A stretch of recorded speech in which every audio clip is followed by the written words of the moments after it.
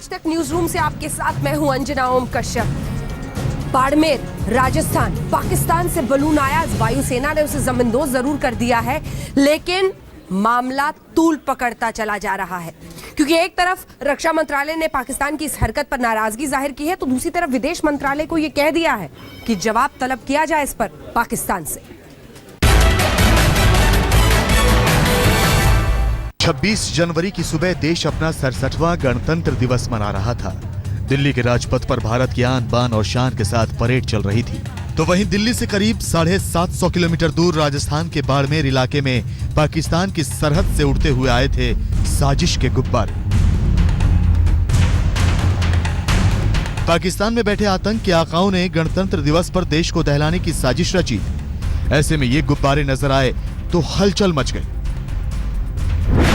बाड़मेर की सीमा में ये गुब्बारे पाकिस्तान की तरफ से आए थे। हीलियम गैस से भरे ये गुब्बारे आसमान में 8 किलोमीटर की ऊंचाई पर उड़ रहे थे। गुब्बारों का व्यास करीब 3 मीटर था। गुब्बारों पर हैप्पी बर्थडे लिखा हुआ था। गुब्बारों की खबर बाड़मेर के वायुसेना स्टेशन को दी गई। वायुसेना पहले से अलर्ट पर थी। सूचना मिलने पर सुखोई विमान ने एक्शन के लिए उड़ान भर दी। सुखोई के 30 mm गन से गुब्बारों पर फायरिंग की गई। करीब 100 राउंड फायर करने के बाद भी जब गुब्बारा बेअसर रहा तो सुखोई से मिसाइल दागी गई, जिसके बाद गुब्बारा फटकर जमीन पर आ गिरा। आसमान से उड़ते गुब्बारे जब जमींदोज हुए तो उनमें से ये कोन की तरह का मलबा मिला, लेकिन इसमें कोई कैमरा नहीं पाया गया। बताया कि करीब 1 बजे के आसपास कोई हवाई जहाज ऊपर से निकला और इसी दौरान कुछ संदिग्ध हवाई जहाज से कोई ऐसी वस्तु गिरी जिसे नीचे गिरने पे धमाका सा हुआ है।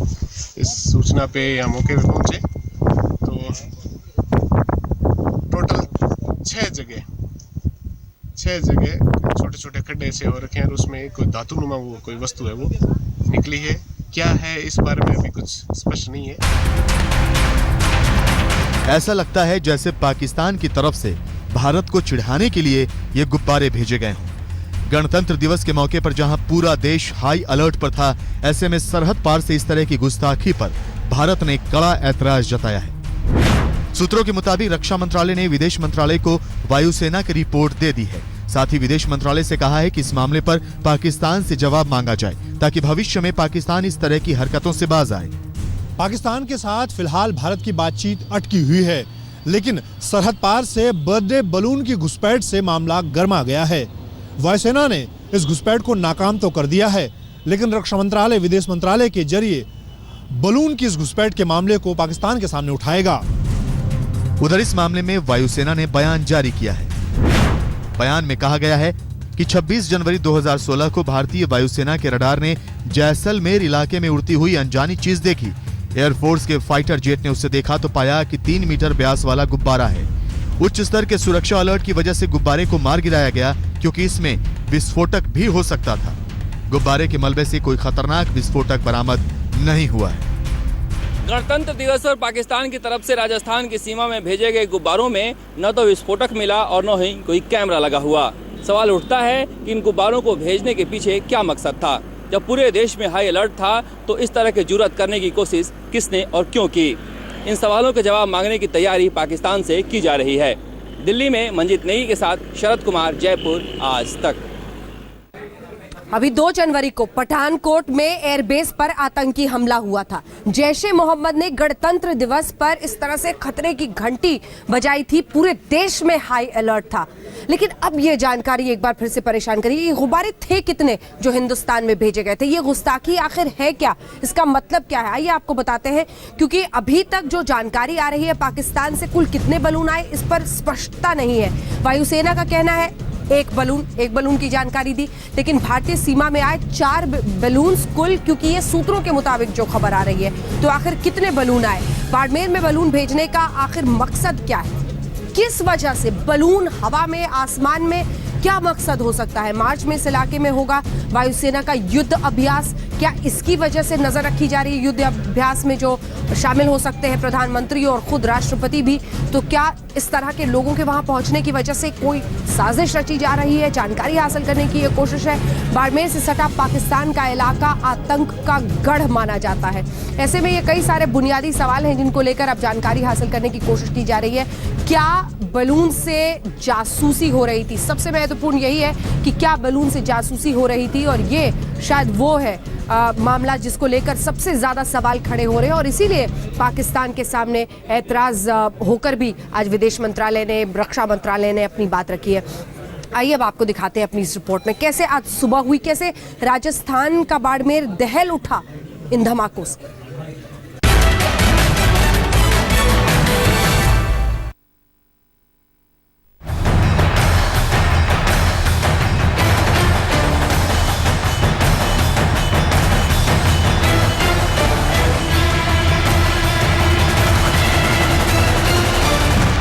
गणतंत्र दिवस पर वायुसेना के अलर्ट पर रहने का इम्तिहान था। इसमें वायुसेना 100% खरी उतरी। गुब्बारों में कुछ नहीं था, लेकिन वायुसेना ने पाकिस्तान को दिखा दिया कि अगर किसी तरह की गुस्ताखी की तो खैर नहीं।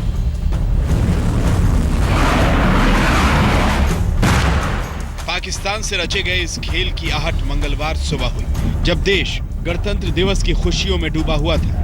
हमारी सुरक्षा एजेंसियां हाई अलर्ट पर थीं। तभी राजस्थान के बाड़मेर के बायतू इलाके में इस खेत के पास हुआ अचानक तेज धमाका। धमाके से पूरा गांव दहल गया।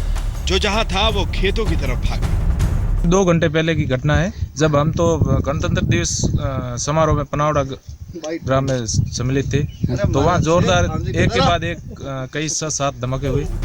गांव वालों ने इस बात की खबर फौरन इलाके की पुलिस को दी। पुलिस ने छानबीन शुरू की तो उसे जमीन पर मिला एक बड़ा गड्ढा। बायतू थाना पुलिस खेत में मिले गड्ढे का मुआयना कर ही रही थी कि इस बीच बालोतरा से भी खबर मिली कि खेत के पास जोरदार धमाका हुआ है। दोपहर बाद पाली के आसमान में भी कुछ हलचल दिखी, लेकिन जब तक कुछ लोग समझ पाते वायुसेना का ऑपरेशन खत्म हो चुका था। जब ये पता चला कि किशोर सिंह की ढानी के पास लगभग 5-6 कोन नुमा छोटी छोटी चीज़ें वहाँ पे पड़ी हुई थी, जो ग्रामीणों के साथ मिलकर कब्ज़ा पुलिस ली गई। और इसी दरमियान ये सूचना मिली, इसी प्रकार की सूचना गांव पनावड़ा थाना बायतू से भी प्राप्त हुई, जहाँ पर SHO से बायतू से तस्दीक कराई तो सिमिलर प्रकार की चीज़ें वहाँ से भी प्राप्त हुई। दरअसल हुआ ये था कि वायुसेना के रडार पर सुबह ही भारत पाकिस्तान की सीमा से दाखिल हुए गुब्बारे दिख रहे थे। नो फ्लाइंग जोन में उड़ते गुब्बारों को वायुसेना के सुखोई विमान ने अपनी मिसाइलों से जमींदोज कर दिया था। इससे पहले जब सुखोई ने फायरिंग कर गुब्बारों को गिराने की कोशिश की तो गोलियां गांव के दीवारों पर लगी, जिससे एक दीवार का सीमेंट उड़ गया तो दूसरी दीवार में दरार पड़ गई। इसी बीच सुखोई ने जब मिसाइल दागी तो उसके धमाके से लोग दहल उठे। इसके बाद पाली में जब आसमान में गुब्बारे दिखाई दिए तो सेना के हेलीकॉप्टर ने उड़ान भर ली। सूत्रों के मुताबिक पाली इलाके के ऊपर उड़ रहे गुब्बारों को भी वायुसेना ने मार गिराया और गुब्बारे से निकले मलबे को अपने साथ ले गए। सर, ये जो बैलून मिले हैं वो कहाँ पे मिले, किस तरह की घटना है, क्या है? ये जोधपुर के एयरफोर्स रडार ने पाली के टेवाली गांव के पास कोई बलून की उनके उस रडार में आया, जिस पर एयरफोर्स की जोधपुर की टीम टेवाली आई और वहां से उस बलून को नीचे गिरा के और उनको कलेक्ट करके अनुसंधान के लिए जोधपुर लेके गए। गणतंत्र दिवस और पाकिस्तान के गुब्बारा कांड से पूरे इलाके में दहशत फैल गई। पुलिस प्रशासन ने फिलहाल लोगों को किसी भी तरह की अफवाह पर ध्यान न देने की अपील की है। हमारा लोगों से यही कहना है कि इसमें चिंता का कोई विषय नहीं है, तक किसी प्रकार की अफवाह पे इसमें विश्वास नहीं करें। ग्राउंड के ऊपर इन्फिल्ट्रेशन और कई दफ़ा एयर वायलेशन भी करता रहा है। ये उसका मतलब रहा, शुरू से ही रहा है। वो पूरी कोशिश करता रहा है कि भी किसी न किसी से जानकारी ली जाए और जासूसी या दूसरे तरीके से मतलब करता रहा है वो। वायुसेना ने पाकिस्तान से आए हैप्पी बर्थडे वाले गुब्बारों को मार गिराया, लेकिन इन गुब्बारों से जो आवाज निकली है उसकी धमक दूर तक जाएगी। जोधपुर एयरबेस में गुब्बारों के साथ मिली चीजों की जांच चल रही है। साथ ही इसे दुश्मनों की चालों से भी जोड़कर देखा जा रहा है। पाली से भारत भूषण जोशी और बाड़मेर से दिनेश वोहरा के साथ शरद कुमार, जयपुर, आज तक। स्पेशल रिपोर्ट में न्यूज रूम से एक बार फिर आपका स्वागत है। अब बात मौसम की होगी। अमेरिका में स्नोज़िला, जिसकी वजह से बर्फीले तूफान की वजह से लोग परेशान हैं। चीन में 50 साल के सबसे ज्यादा ठंड का लोग कहर झेल रहे हैं। लेकिन अब बारी हिंदुस्तान की है। माना जा रहा है 28-29 जनवरी बर्फ का बवंडर उठेगा हिमालय पर और फिर बर्फीली हवाएं परेशान कर सकती हैं। जनवरी के आखिरी 4 दिन बहुत मुश्किल होंगे।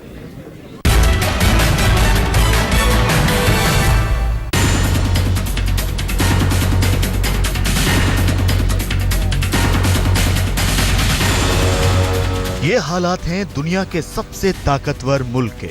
जी हां, अमेरिका में इस कदर बर्फबारी हो रही है कि त्राहिमाम मचा हुआ है। आप देख सकते हैं चर्च टूट गए हैं। जी हां, मैरीलैंड में एक चर्च पर बर्फ गिरी तो पूरा का पूरा चर्च धंस गया। कुदरत को अपनी मुट्ठी में रखने का दम भरने वाले अमेरिका पर ये वो कुदरती हमला है जिसे बर्फीला तूफान कहते हैं। 52 इंच तक बर्फ की मोटी परत में जब धंस गया अमेरिका का एक बड़ा हिस्सा। सदी के सबसे भयंकर बर्फीले तूफान यानी स्नोज़िला की भेंट चढ़ रहा है अमेरिका। अमेरिका तो 7 समंदर पार है, लेकिन हिंदुस्तान का पड़ोसी चीन भी अपने इतिहास की सबसे भयंकर ठंड झेल रहा है। 50 साल बाद चीन को भी लग रहा है वो ठंड से बचने का मुकम्मल इंतजाम नहीं कर पाया। हम आपको बता दें कि अमेरिका के अलावा पूरा ईस्ट एशिया जबरदस्त बर्फबारी और मौसम का प्रकोप झेल रहा है। लेकिन अब जो तस्वीर हम आपको दिखाने जा रहे हैं वो ना अमेरिका की है और ना ही चीन की और ना ही ईस्ट एशिया के किसी और मुल्क की।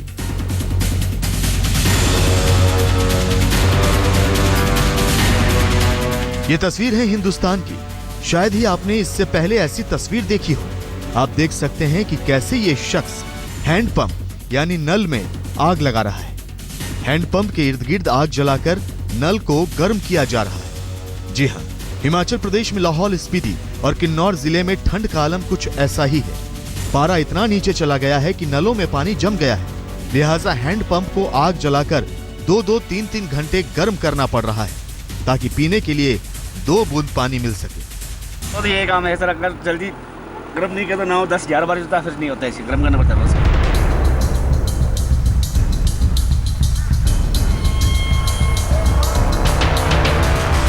हम हिमाचल प्रदेश के हालात पर चर्चा करेंगे, लेकिन अब इससे भी बड़ी खबर सुनिए। और खबर यह है कि अमेरिका, चीन, जापान और दक्षिण कोरिया की तरह हिंदुस्तान में बर्फीला तूफान आने वाला है। मौसम विभाग की भविष्यवाणी बता रही है कि हिमालय की वादियों में एक बड़ी हलचल हो रही है और ये हलचल हिमालय में बर्फीले तूफान की आशंका जता रही है।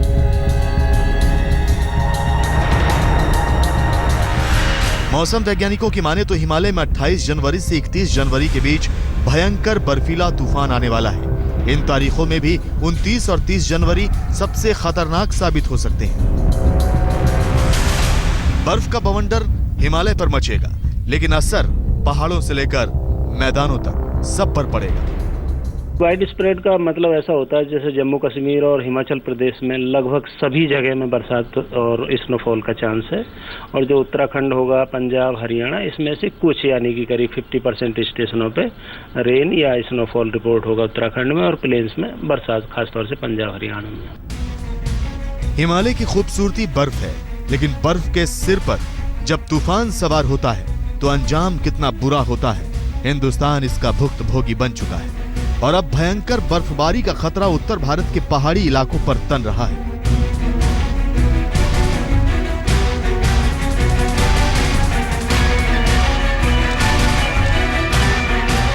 लाहौल स्पीति से विशेषर नेगी के साथ सिद्धार्थ, दिल्ली आज तक। जम्मू कश्मीर, हिमाचल प्रदेश, उत्तराखंड, मौसम विभाग ने इन 3 राज्यों में अलर्ट पहले से जारी किया है। माना जा रहा है कि कई जगहों पर बर्फीले तूफान की वजह से बर्फ जमने की हिमाचल प्रदेश, नलों का पानी अभी से यहां पर जमने लगा है। 60 से 80 सेंटीमीटर बर्फ की परतें जम रही हैं जम्मू कश्मीर के कई इलाकों में।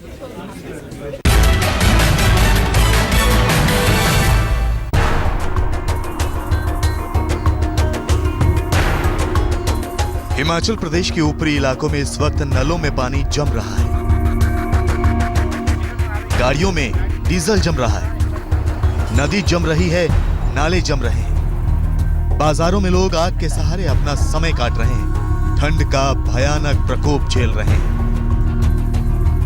इसमें मतलब कि हमारे को बहुत दिक्कत आ रही है, गाड़ी बहुत मुश्किल हो रहा है, स्टार्ट नहीं हो रहा है, नीचे टंकी और चम्बर गर्म कर रहे हैं आग से, तब भी स्टार्ट नहीं हो रहा है, फिर गरम पानी डाल रहे हैं, तब भी नहीं हो रहा है, बहुत मुश्किल हो रहा है। ठंड, जहाँ तक ठंड की बात है, आजकल सुबह शाम टेम्परेचर -16 और -17 में जा रहा है।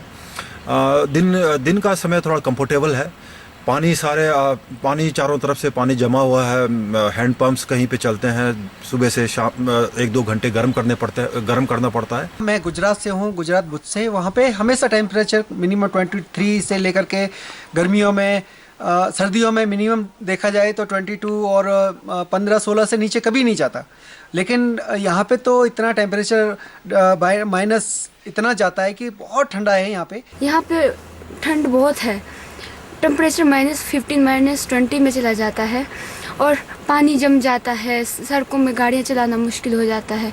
यहाँ का सर्दियों में यहाँ का जीवन बहुत ही मुश्किल है।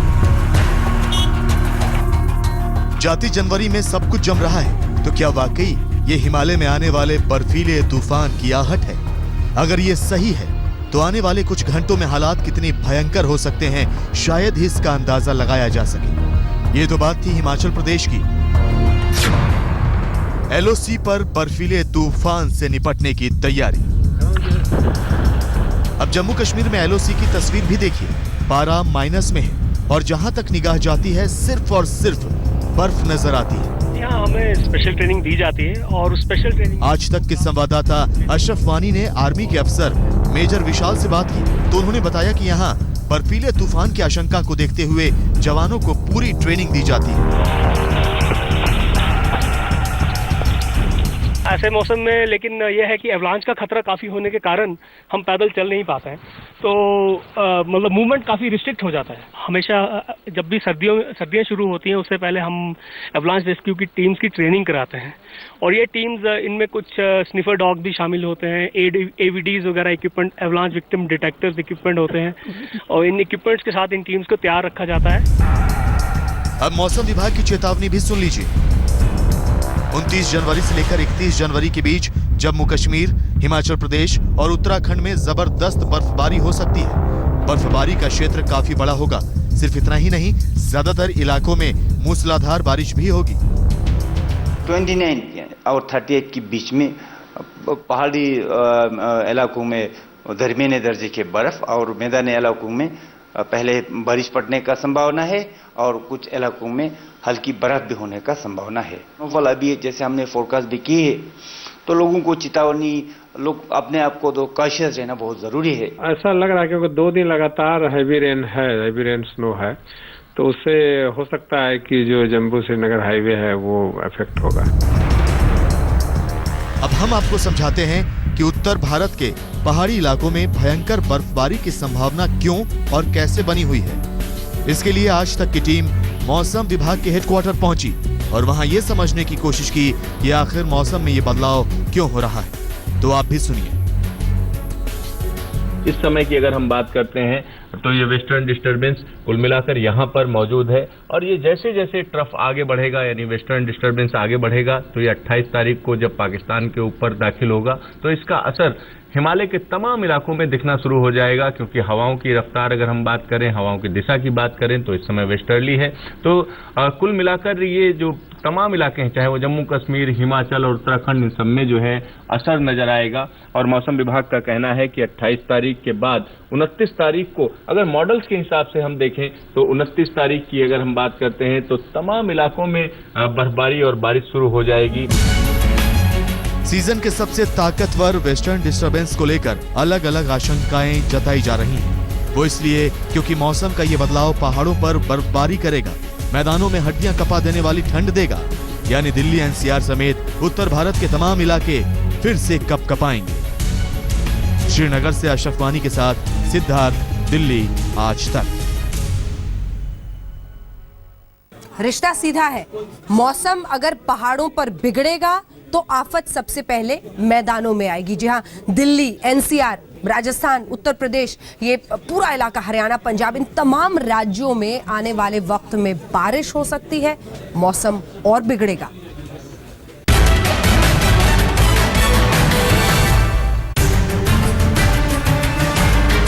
राजस्थान में बर्फ जम गई। फतेहपुर शेखावटी से लेकर माउंट आबू और चूरू में कहीं फसलें जम गई, कहीं वाहनों पर बर्फ की परत।